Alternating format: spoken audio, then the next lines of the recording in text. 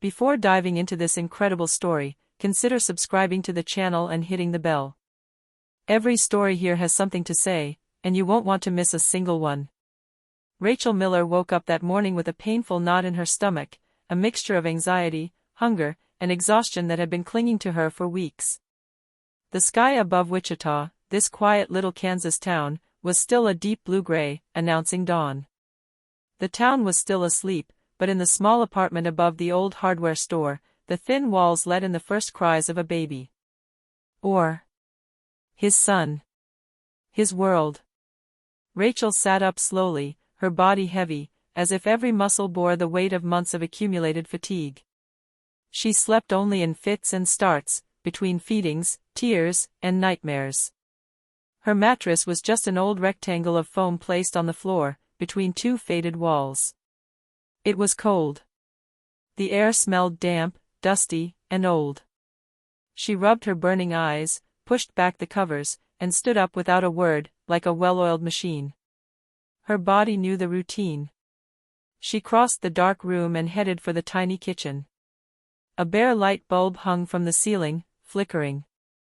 She opened the refrigerator. It made a long, hollow noise, a sad hum. Vide.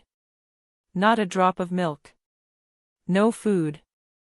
Not even a shriveled old apple. She turned around and rummaged through the cupboards. Nothing, except an empty cereal box and a broken cup in which she kept her small savings. She picked it up and shook it.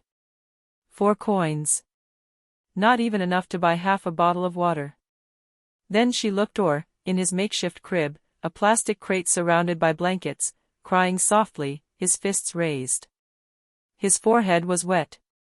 His mouth was trembling. He was hungry. And she had nothing to offer him. Despair rose within her like a wave. She slowly knelt beside the crib and placed her hand on the baby's stomach to soothe him. She whispered, her voice breaking. "I'm sorry, sweetheart. Mom will find a solution. I promise you." Her hands were shaking. Her gaze swept the room. What could she sell? She had no more furniture. No more jewelry. No more expensive clothes. Nothing, except that. She stood up and slowly took the few steps toward the rickety dresser at the far end of the room. She opened the bottom drawer cautiously, as if touching a shrine. She removed a small midnight blue velvet box. Inside, placed like a forgotten promise, was the ring. A white gold ring, thin, understated, delicately set with a small blue sapphire. The stone's brilliance, even in the darkness, seemed to capture an ancient light. It was the engagement ring I had chosen, Mark had given her 3 years earlier, during a picnic in a Wichita park. She saw herself again, laughing, surprised, her hands in her hair, Mark's eyes shining with shyness and love.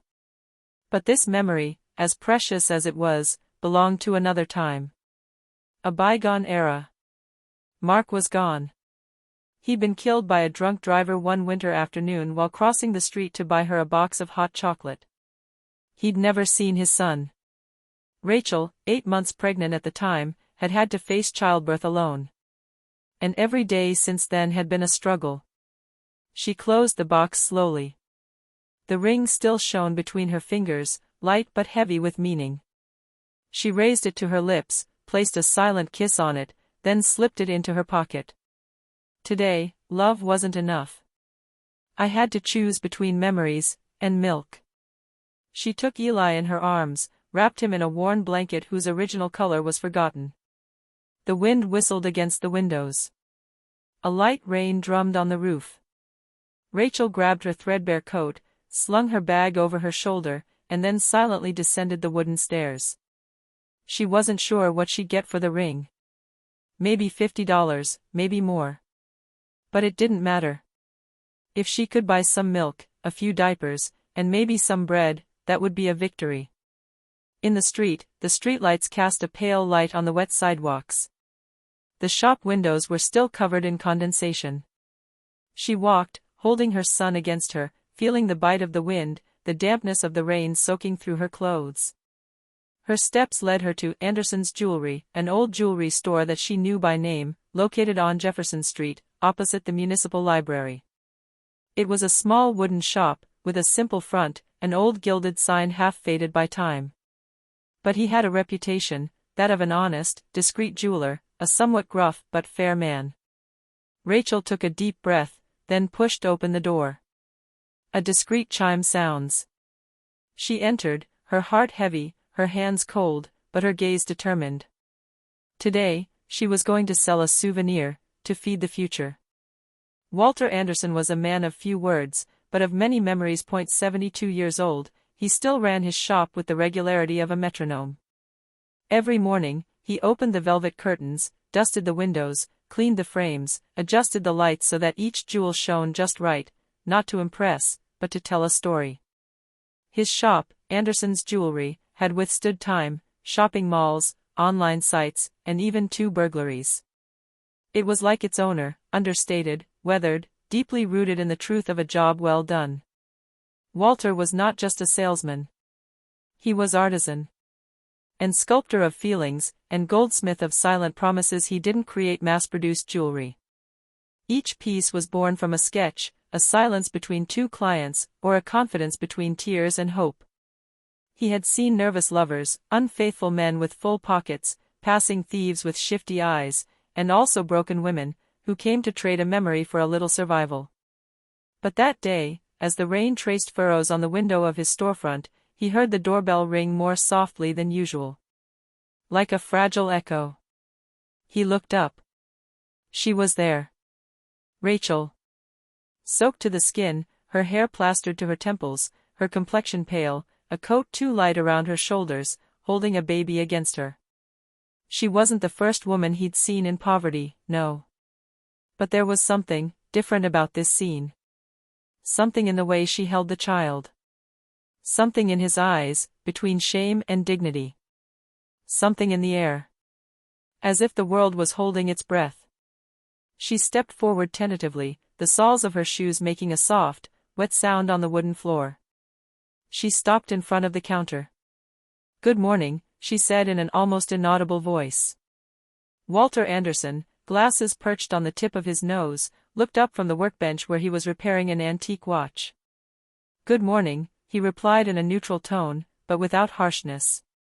She then took a small box out of her pocket, opened it, and then took out the ring. She placed it gently on the glass counter, as one would place a keepsake on a grave. I would like to sell this," she said, keeping her eyes lowered. "That I have no other choice." Walter reached out slowly, took the ring between his fingers, and examined it in the light. It was fine, well-balanced, and meticulously crafted. He turned it over and read the engraving inside. "To my light, Mark." And then his heart leaped. A cold shiver ran through him. He has it immediately recognized. He was the one who created it. 3 years earlier. A clumsy young man had entered his shop, his hair a mess, his heart in his throat. He had said, "I want something simple, but that says it all." They had talked for a long time. The boy had insisted that it be a sapphire, not a diamond. "Why?"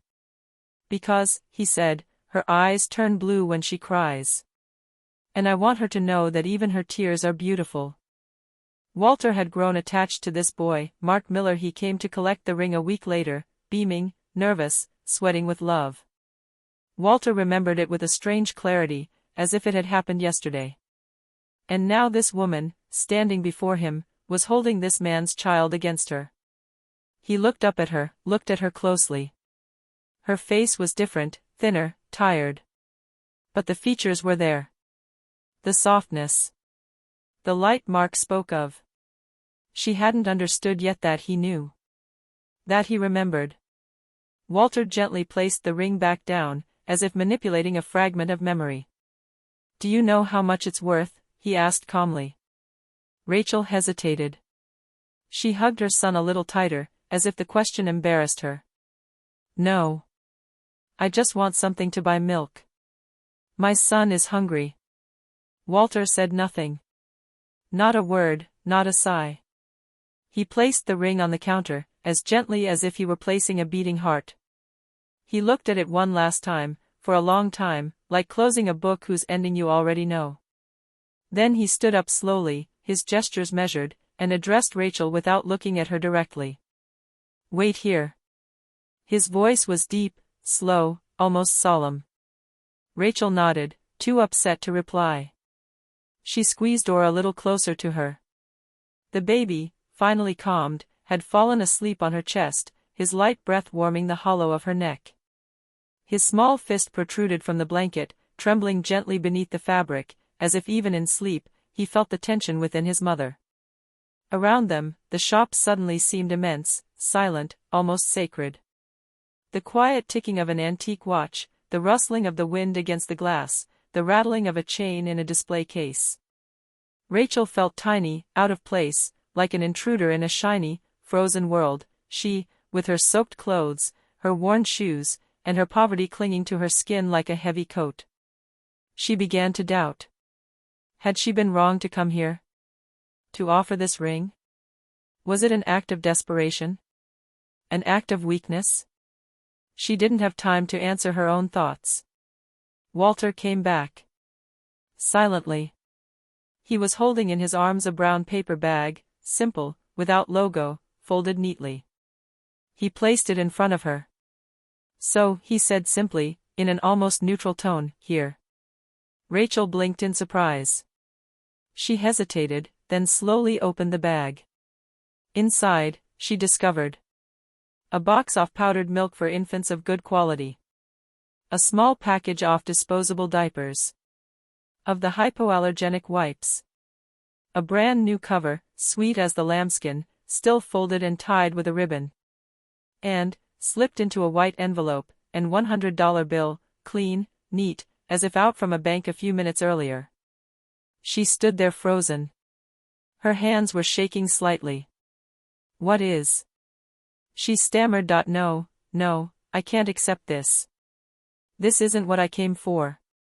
She seemed ashamed, almost frightened by the generosity placed before her. But Walter shook his head gently. He placed his wrinkled hand on the counter between them, like a bridge. "I can't buy this ring," he said, his voice calm but firm. "That it doesn't belong to me. It is the testimony of a love that I saw being born right here."